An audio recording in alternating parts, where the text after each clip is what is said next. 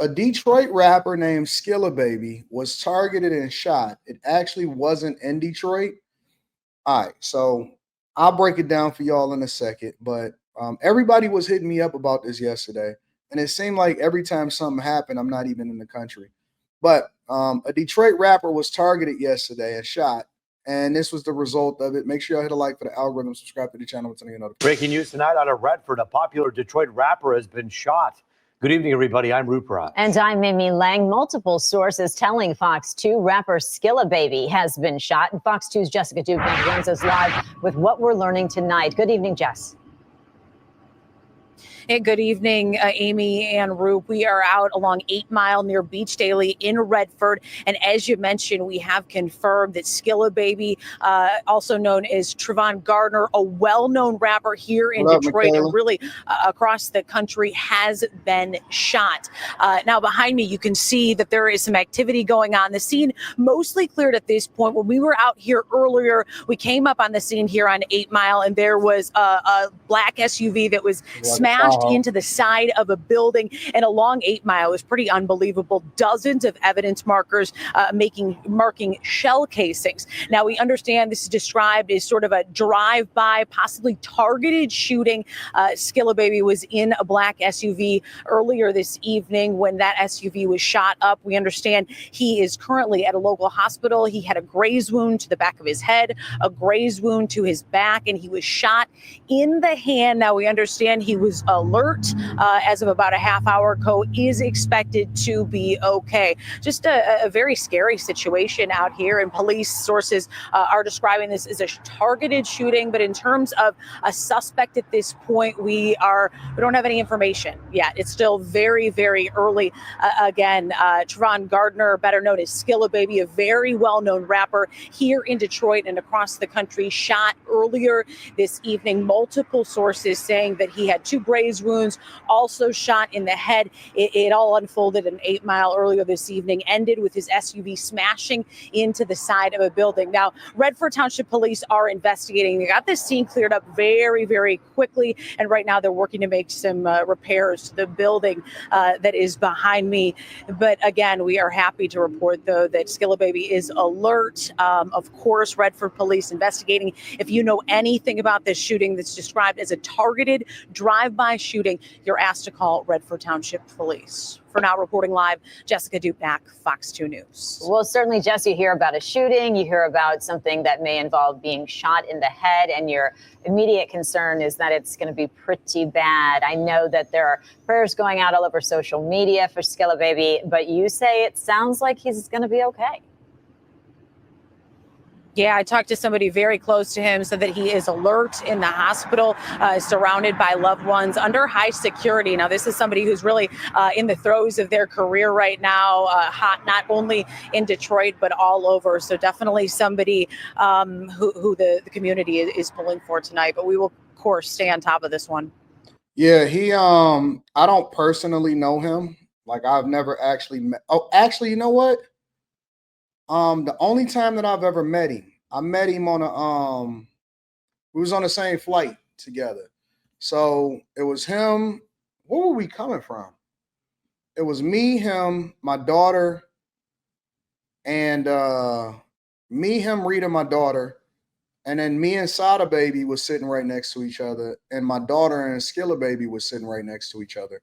And so we was on a plane flight on the way back or whatever. Oh, we was on the back from Miami.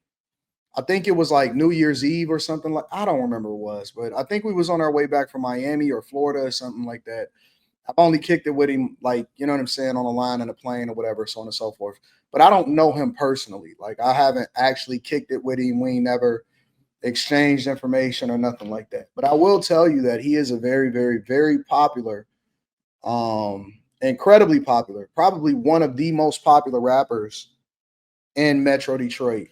And so that, where they was talking about that, remember when I was telling y'all that Detroit is a dividing line, and I think I was telling y'all that about the Foot Locker shooting. Detroit is a dividing line. It's a long street. I mean, it's incredibly long. It goes from Livonia, all through Livonia through Redford, Southfield, Ferndale, Oak Park, East Point, Hazel Park, all from the west to the east, there's a whole lot of suburban cities. And then Detroit is like a huge city that's on the other side of 8 Mile or whatever, right?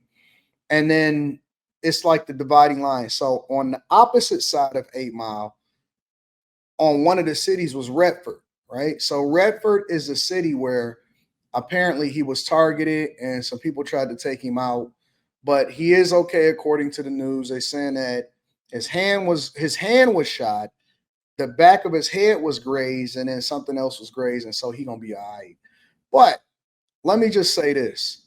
He is one of the, it seemed like he one of the cooler ones. You know what I'm saying? Like he don't really project himself or get into that. He kind of like, you know what I'm saying, into the ladies a little bit more. He kind of like on some let me pop my stuff for the girls and all of that type of stuff. And that's not saying that he's not from the hood or from the streets, but he's definitely, you know what I'm saying, one of the more chill type people. He don't seem like he's trying to be like, in the on some street type stuff and stuff like that. And you never know, bro. It could be somebody that you know, it could be somebody that's jealous. It could be a previous situation that you got into, and then dudes is trying to target you and hit you up. But I guess the thing that I take from this is, for me, it's just a tighten up moment. I'm glad that he's okay. I'm glad that he's alive. We don't need no more negative nonsense that's happening, nothing like that. But I'm glad that he's okay, and I'm glad that he's alive. And for me, I'm always going to make sure that I keep everything tight. I'm not going to get caught slipping. I'm not going to get robbed. I'm not going to be out here in these streets. Got to keep security on you. Got to keep police around you, making sure that you know what I'm saying, stay in the right places, keep your head on a swivel and all of that. And that's why I be out the way, man. Ain't nobody trying to be down to deal with that nonsense. It's one thing to get caught up if you like younger, you haven't made it yet, you're still trying to figure out. It's another thing to make it and be hunted. You know what I'm saying? If you made it and you got money and you running it up and you get the bag, it's a completely different conversation from a person that is in the streets and trying to figure it out, because the people that's in the streets that's hungry, they'll do anything. You know what I'm saying? They would willing to crash out. It's a whole nother conversation when you got stuff to lose. And I don't want to see anybody dying. I don't want to see any national headlines saying that this happened or that happened. So, I don't like that. He seemed like a positive guy. I hope he's not involved in nothing, but more importantly, I just think that people need to get out of the streets, man. And here's the worst part about it. I'm gonna say the uncomfortable part. You know, it came from somebody that looked like him. You know, it came from somebody that looked like him. It's not happenstance. A white person wasn't trying to kill him. An Asian person wasn't trying to kill him. You don't see this with country music artists. You don't see this with R&B artists. You don't see this with K-pop artists. You don't see this, you only see it in this culture. And this is why, again, people have black fatigue. It's never, it didn't come from white guys. It just didn't. It didn't come from ravers. It didn't come from none of that. Most of the time, it's going to come from somebody. 99.9 out of 100 times, it is going to come from a person that looks like you. And so a lot of times we'll sit there and we'll blame the system, we'll blame the man, we'll blame everybody. But the culture is toxic. The culture is 100% toxic. Northside says he was on $1 million worth of game buying up the block. Seen a few of his interviews. Have you noticed that anybody that starts to buy up the block, usually something happens, they block get burned down, they get shot at, something like that? I'm telling you, bro, jealousy is rampant. Jealousy is rampant. When I had that conversation with y'all, was that yesterday, where I was talking about maturity and how we need to make sure that we get out of the mix, don't be involved in all of that, and squash beefs. And yeah, if you have a disagreement with somebody, that's cool if it's just on some content stuff. But in real life, we need to make sure that we amicable. And even if you don't like a person, I don't mean that I got to target them or something. I just move my own way. Man, this world is so big. 9 billion people on this earth, 8.5, 9 billion people on this earth. And you telling me I got to see you? I don't never have to see you. I never, when people try to bait you and they be like, yeah, man, come to my city and pull up. For what?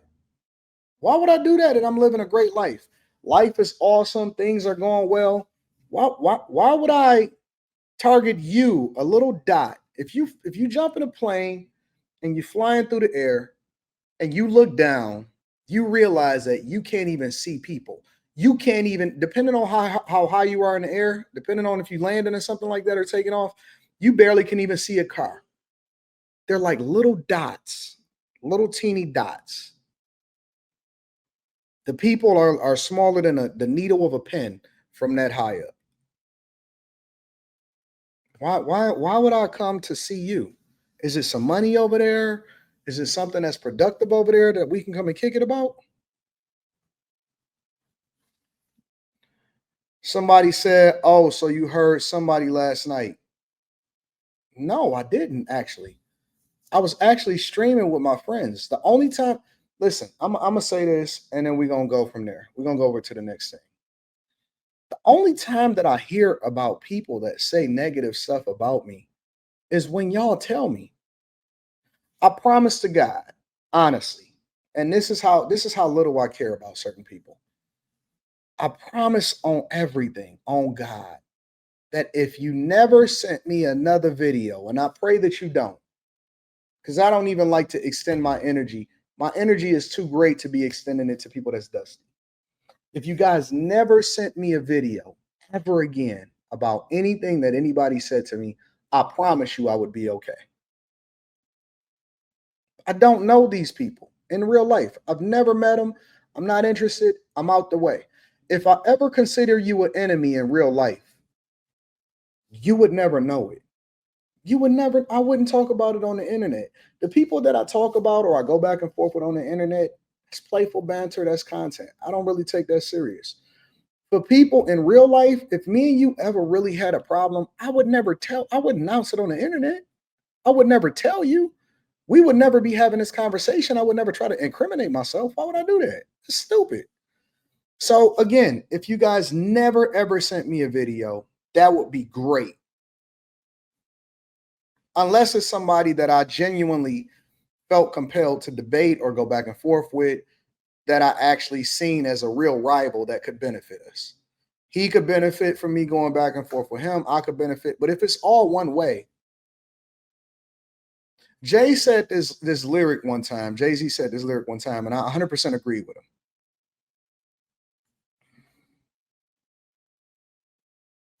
I 100% agree with him. Jay said, if I kill you, wait a minute, what did he say? He said, if I kill you, you famous. No, if I kill you, you brainless.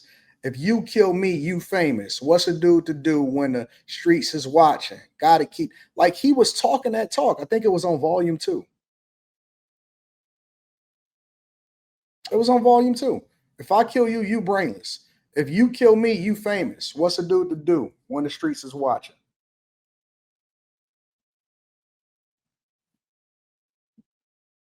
What's the point? What is the point? It doesn't benefit me at all. Like there's a zero benefit. Some of these content creators, they've been at 40,000, 30,000, 20,000, 60. They've been there their entire career. They had one little sprint and then that's it for them. It's over. They're never going to appeal to a wider audience. People are not going to go to their stuff and subscribe and say, oh man, I got to stay tuned in. They've hit the peak of their career. It's downhill from there. The streams lower, views lower, money lower. They just holding on for dear life. Why would I throw them a lifeboat? The greatest insult sometimes, and this is what I want to tell to a lot of black guys that always get emotional and don't think their way through a confrontation. The greatest form of revenge is to let them drown. I'm not talking about nobody in particular. I'm just saying in general for people that is not on your level. The greatest form of revenge is to let them drown. Why would I put myself in a vicinity with you when you already in deep waters?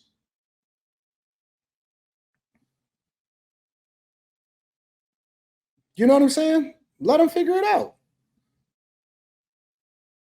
Let them figure it out. If I got 20 times more subscribers than you combined overall, 10 times, 10, 10, 11, 12 times more subscribers than you on one channel. The only thing you have is to say, I'm real. I'm tough. I've been to jail. Let them promote you. Let them promote you. Let them keep you in the algorithm. I don't want to put them in the algorithm. I'm never going to put their name on my stream so that they can get to the algorithm, so that they can get some motion. I want them standing still in the waters, drowning.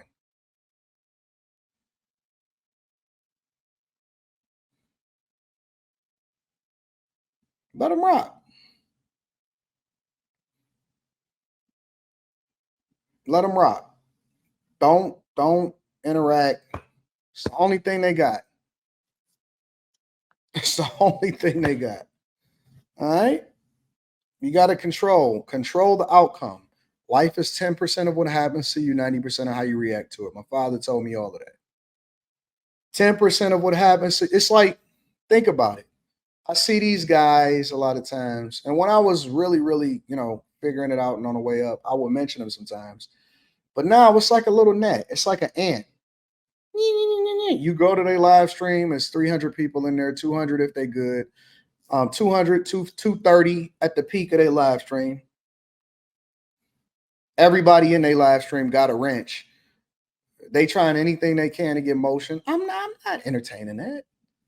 Everybody in their live stream, max 231. You got it. You know what? You got it. You got it, big dog. You got it. It's like a bug. I never even knew it was crawling on me. And then if I realize that it's crawling on me and I do like this, it's gone. You know what I'm saying? So anybody, if you start to win in life, forget the content creation, forget the streaming. If you continue to win in life, let them prove themselves worthy of a response, or let them continue to promote you and just let them die. Let their YouTube channel die. Let their content die. Let their emotion die. They're dead to you. Let them be dead to you.